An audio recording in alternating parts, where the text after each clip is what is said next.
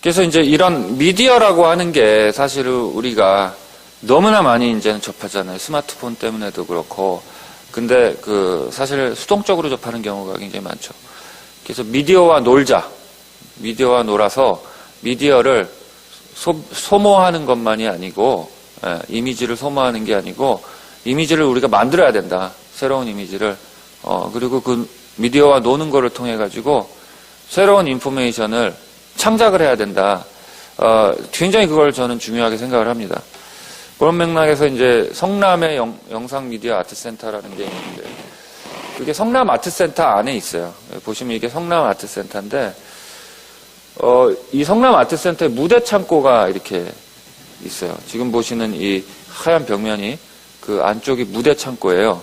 근데, 여기를 이제 개조를 해가지고 미디어 센터로 쓰겠다고, 해서 저희가 이제 당선이 돼가지고, 진행을 했던 건데, 요게 이제 무대 창고 원래 모습입니다. 층고가 꽤 높아요, 무대 창고라서. 그래서 이 미디어를 단순하게 그냥 소비하는 게 아니고, 이 미디어라는 거하고, 그 다음에 동네라고 하는 거를 어떻게 결합시켜 볼 수 있을까. 그래서 지역의 어떤, 지역적 개념이잖아요, 동네라는 거는. 근데 사실 미디어라는 거는 굉장히 무장소적인 개념이 많죠.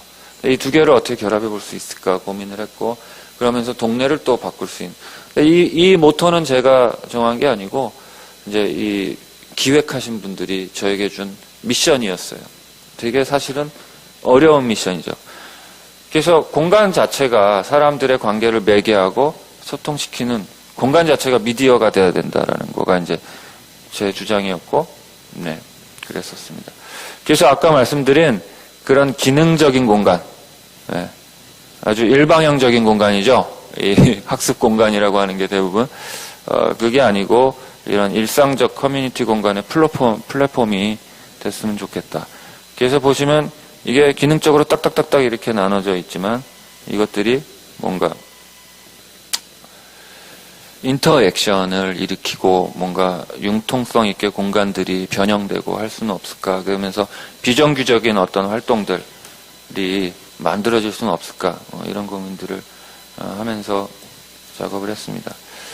요게 이제 평면인데요. 가운데 이제 영상 스튜디오가 있어요. 그래서 여기서 일반인들이 자기가 이제 창작하는 미디어들을 여기서 뭐 촬영하기도 하고, 여기서 동네 그 뉴스 같은 거, 그런 것들을 이제 촬영하는 스튜디오 역할도 합니다. 근데 이제 요게 일종의 깍두기 같은 공간이 돼서 얘네들이 이 뒷공간, 앞공간, 옆공간들을 다 깍두기처럼 매개하는. 그래서 사실 여기 이 앞부분을 이제 이렇게 계단형으로 했거든요. 그래서 이 영상 스튜디오가 다 열리면 이 전체가 큰 이벤트를 할 수도 있고, 뭐 이런 식으로 공간들이 분절되어 있는 게 아니고 서로 결합되면서 다른 용도로 쓰이고, 이런 가능성들을 많이 좀 추구를 했었습니다. 요건 이제 2층 무대 창고가 층고가 높으니까 2층을 구성할 수 있겠더라고요. 그래서 여기서 이제 가변벽이라는 것들을 많이 쓰게 됐고, 그 다음에 그 벽이라는 게 수납을 한다거나 디스플레이를 하는 그런 역할 뿐만이 아니고, 이 벽 자체가 이 공간이 좀 복잡해져서 벽 자체가 하나의 그 웨이파인딩을 할 수 있는 사인월이 될 수는 없을까. 이렇게 해서 이제 디자인을 진행을 했죠. 그래서 요게 이제 아까 그 처음에 보셨던 무대 창고 그 하얀 벽면이 이제 이렇게 바뀐 거예요. 그래서 그 라디오 방송국이 있는데 그 오디오 스튜디오도 이렇게 길거리에 앉아 있습니다. 그러니까 중요한 거는 이제 여기서 정말 전문성이 아니고 그런 촬영이나 뭐 그 녹화나 뭐 라디오 방송의 전문성이 아니고 아마추어들이 쓰는, 시민들이 쓰는 공간이고, 그래서 시민들이 쉽게 액세스할 수 있는, 그거를 중요하게 생각했었던 거죠. 그래서 지금 여기 앞에 보시는 부분이 그 다목적 스튜디오. 여기가 이제 그 원래는 촬영 스튜디오 역할을 하는데 이렇게 열릴 수가 있는 거죠. 이렇게 이제 닫히면은 저 안에서는 독립적으로 촬영을 한다거나 녹화를 진행하고, 열리면은 이 앞에 계단식 공간하고 연계되어져서 쓸 수 있고, 이런 회전벽 같은 것들도 이제 많이 썼고요. 그래서 아주 잘 쓰이고 있습니다. 그리고 저 안쪽으로 가면 여기가 이제 리셉션이자 미디어 라이브러리. 라이브러리라는 개념을 다 이렇게 끌고 나간 거예요. 바깥쪽까지. 그리고 여기가 이제 리셉션 공간입니다. 여기 이제 평상 같은 것도 갖다 놓고. 근데 이제 아까 그 슬라이딩 벽이 닫히면 이 공간은 이렇게 독립적으로 쓰일 수 있어요. 그래서 여기서 뭐 파티를 할 수도 있고, 그렇습니다. 여기는 이제 전시 공간이 있고, 교육도 여기서 많이 일어나고 있고요. 행사 같은 것들도 많이 쓰이고 있고, 2층이고요. 2층 안쪽에 이렇게 이제 비디오 방도 만들어 놨습니다. 그리고 좀 더 캐주얼하게 어린이들이 이 미디어라는 매체를 경험을 하면서 놀기도 하는 미디어 놀이터 같은 좌식 공간도 만들어 보고, 그 다음에 이제 벽이라는 게 하나의 사잉 시스템이라고 했는데, 이제 요런 그 색깔이라는 거를 써가지고서 각각의 공간들의 이제 하여간 인지성이랄까? 뭐 그런 거를 이제 살린 부분도 있습니다. 그 다음에 이제 미디어 관련해가지고 또 하나 흥미로운, 게 있는데, 현대사회에 새롭게 등장한 장소가 있죠. 그게 뭐냐면 테마파크라는 거예요. 테마파크. 뭐 여러분들 테마파크 많이 가보셨겠지만, 이제 지역사회에서 직접 운영하는 테마파크도 있죠. 근데 대체적으로 가보면 좀 실망스러운 경우가 많은데, 합천에 영상 테마파크라는 게 있어요. 그래서 저는 뭔가 연락이 와서 이제 거기를 가봤는데 의외로 굉장히 완성도가 높은 테마파크더라고요. 그래서 이제 보시면 이게 그 테마파크고 뭐 앞에 주차장이 이렇게 크게 있고 또 저수지가 앞에 크게 있는데 아주 산골에 있습니다. 이게 심산유곡에. 근데 사람도 굉장히 많이 오고. 근데 이게 무슨 테마파크냐면 근대 건축 그 테마파크예요. 그러니까 1940, 50년대 이때 그 도시 서울의 풍경이나 이런 것들을 재현해 놓은 테마파크인데 이제 여기서 드라마 촬영이나 영화 촬영들이 굉장히 많이 일어나고 그러더라고요. 근데 보시면 이런 식이어서 제가 가니까 진짜 타임머신 타고 과거로 돌아간 듯한 그런 느낌을 주더라고요. 근데 이게 다 이제 모조죠, 모조. 이게 근데 저한테는 새로운 도시의 문맥이어서 이 문맥을 살려서 건축을 해보자. 이런 계기를 준 것이죠. 그러니까 건축은 그냥 혼자 서 있는 게 아니고 항상 이렇게 문맥이라는 게 중요한데 새로운 문맥이 등장을 한 거예요. 그래서 오른쪽에 보시는 건물이 제가 설계한 건물인데 이 기능이 뭐냐면 기능도 재밌어요. 사실은 지금은 이제 출구하고 입구를 병행해서 쓰고 있는데 그러다 보니까 되게 혼잡스러운 거예요. 그래서 출구를 따로 만들자 해가지고 출구 건물을 만들자 해서 이제 저한테 찾아오셨었고, 근데 그 출구를 그냥 사람들을 다 내보내기는 좀 그렇지 않냐. 여기에 농특산물도 좀 여기서 팔면은 장사가 되지 않겠냐. 그다음에 이제 카페 같은 것도 하고, 하지만 제일 중요한 기능은 이제 출구의 역할이었던 건데, 그래서 2층에 이제 저수지가 쭉 보이니까 2층에 이제 그 카페나 뭐 이런 것들을 놓고, 그래서 1, 2층이 어떻게 이제 이게 통할 수 있는가 하는 게 이제, 왜냐면 좀처럼 사람들은 출구로 나가려고 하는 사람은 2층에 안 올라가잖아요. 그래서 이제 그게 또 중요한 부분이기도 했었습니다. 요게 이제 2층이고요. 여기가 놀이방입니다. 지금은 이제 시설들이 안 들어와서 그런데. 그래서 1층하고 2층하고 최대한 뭔가 시각적으로 트이게 하는 게 중요했어요. 그래서 사실 이 건물은 외피라는 게 있죠. 외피라는 게 있고 내부는 외피하고는 전혀 다른 논리로 뭔가 어떤 덩어리를 이렇게 깎아낸 듯한 어떤 그런 방식으로 했습니다. 요즘은 이제 그 3D 그 작업들을 많이 해요, 건축가들이. 그래서 실제로 3D 작업을 하면서 설계의 많은 부분들이 이루어지고, 근데 그게 이제 메스를 깎아내고, 잘라내고, 뭐 이런 것들이 많아요. 그 방식을 저는 그대로 이렇게 따랐어요. 예. 그래서 딱 덩어리가 있으면 덩어리를 딱 쪼개내고, 그 다음에 잘라내고, 깎아내고 하면서 했던 그런 작업 중에 하나였습니다. 또 하나가 이제 있었던 것들을 어떻게 이야기를 살려내느냐 하는 데서 좀 서울시에서 큰 사업이 하나 벌어지고 있는 것 같고, 거기에 제가 참여할 기회가 있었습니다. 중계동에 백사마을이라는 아주 유명한 달동네가 있어요. 유지하기는 힘들어요. 예, 워낙 구조도 취약하고 모든 생활 기반들 다 열악하기 때문에. 그러면은 그거를 다시 조성을 해야 되는데 어떻게 할 거냐. 예.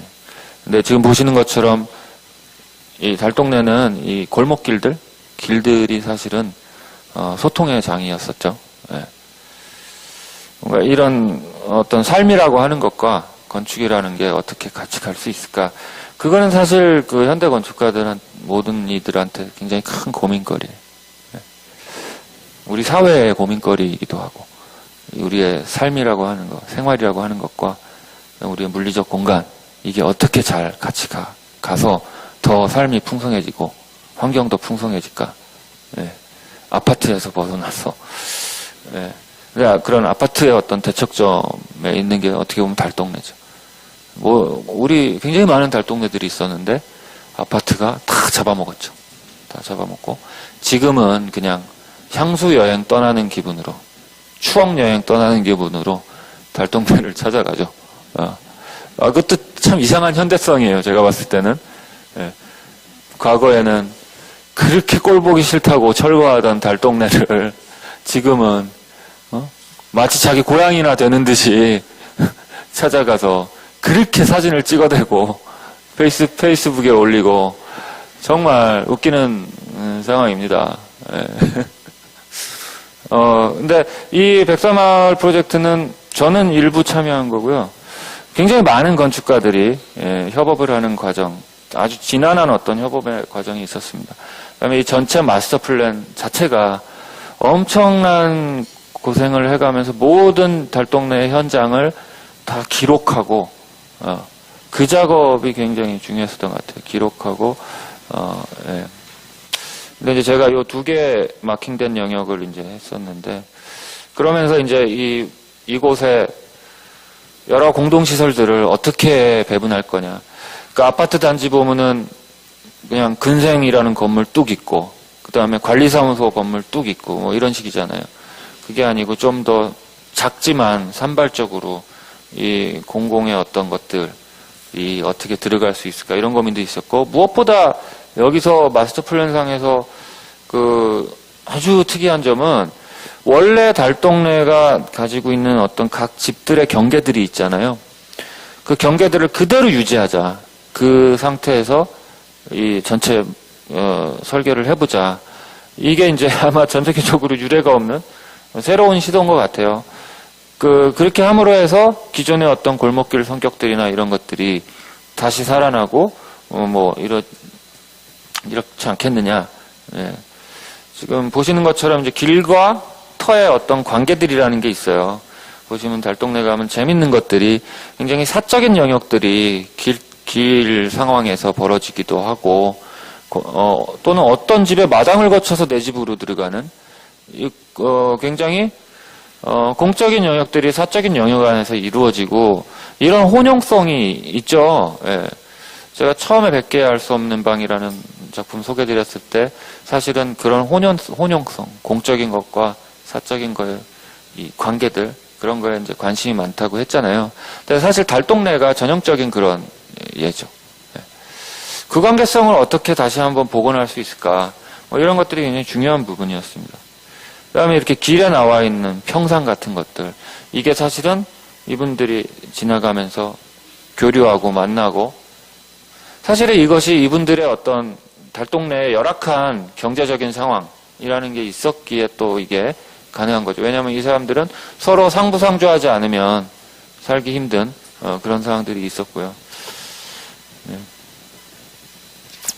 그래서 제가 중요하게 생각했던 것은 이 기라고 토하고 어떻게 대화를 하게 할 수 있을까.